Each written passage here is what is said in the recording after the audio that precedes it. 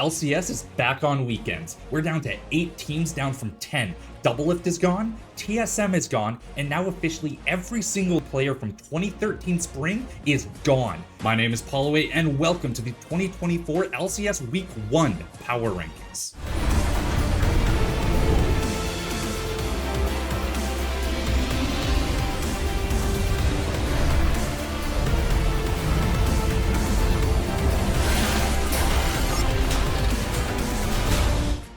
Thing I want to clear up before we get started is these are not finals predictions, these are not season predictions, these are simply week 1. A lot is going to change between week 1 and finals weekend. Any team can change. There could be a team I put in top 2 that drops all the way to bottom 8. I'm only predicting the week 1 strength going into this. Starting off at number 8, dead last, of course it's Immortals, coming in with the roster of Castle, Armeo, Mask, Tactical, and Ole.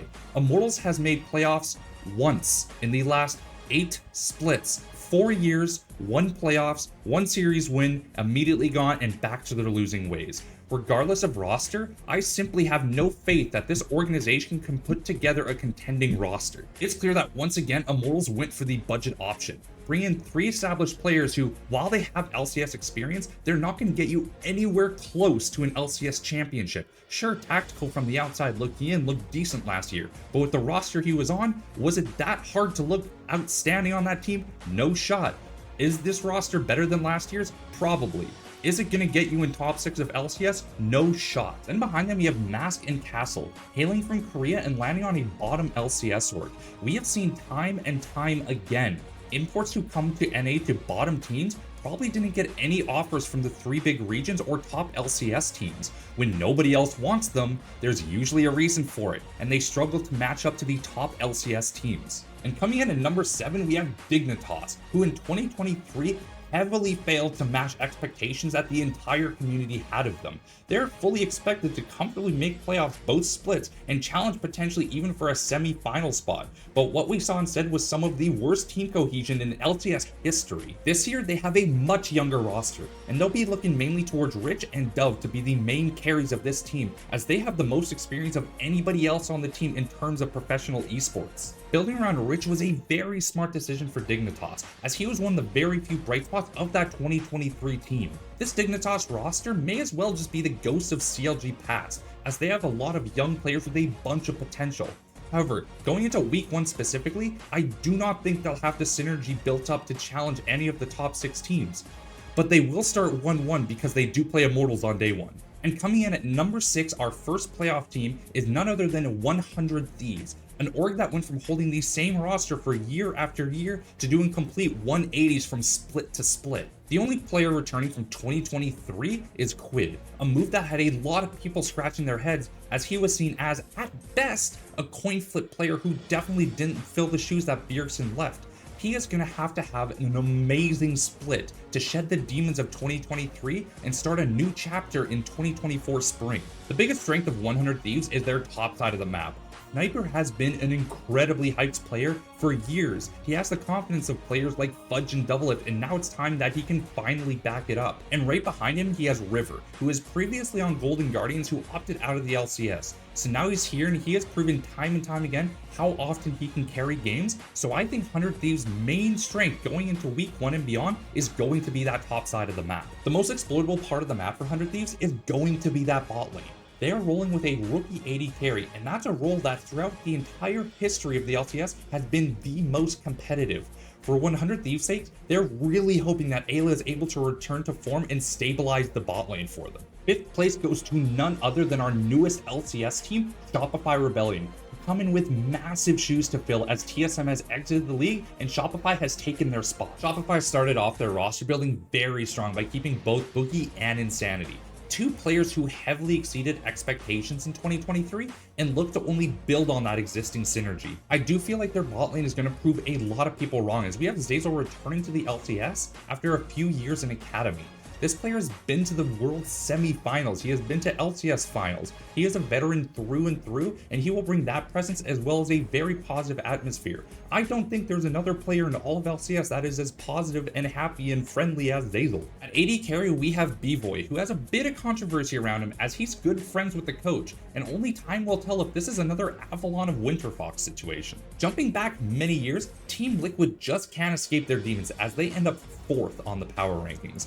Honestly, this is a team that faced so much backlash after their disappointing Worlds exit at the hand of a wildcard team, featuring multiple players that were seen as simply not good enough or past their prime. Questions about every single player on this team arose, as this team was the definition of a roller coaster in 2023, from good to bad to who knows. TL swapped out Summit and Pioshik for Impact and Umpty. While questions still remain about mid and bot side of the map, I feel that Yon wasn't given a fair shot in 2023, and this season will be a career-defining year for not only him but APA as well. While their roster might not be the strongest in my opinion, I do have a lot of faith in the TL organization and their ability to foster talent and be able to challenge the top teams on any given day. Cracking the top 3 is a new and improved FlyQuest. This roster has an amazing balance of both high potential rookies and veteran leadership, arguably more than any other team in the LCS. From a top laner in Whippo who made World Finals, Jensen, who has made World Semi-Finals and MSI Finals, and Inspired, who proved he has the potential to take over the LCS and carry game after game and ended up winning an MVP for all of his efforts. Overall, I feel like this is a very well-balanced team. The only question I have is how well will Whippo adjust to pro play again? We've seen so many times that players either come out of retirement, semi-retirement, or just long breaks, and they're unable to capture the magic that made them dominant in the past. As with most teams, their bot lane will potentially be their weak point, as they're also starting a rookie AD carry in Masu, alongside Busio, who didn't quite live up to the hype he had going into his rookie season. Alright, Flame Shield up.